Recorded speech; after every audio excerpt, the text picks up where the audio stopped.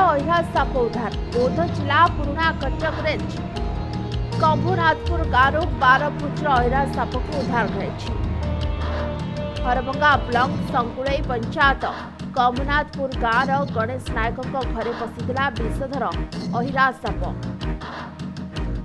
खबर पाई घटनास्थल में स्नेक हेल्पलाइन सदस्य पहुंची साप को उद्धार कर उद्धार पर सापटी सुस्थ रहा बेले वन विभाग को हस्तांतर कराई। सूचना अनुसार विलंबित राति हठात एक विषधर अहिरा साप पुराणा कटक रेंज अंतर्गत कंभुनाथपुर गाँव गणेश नायक घरे पशि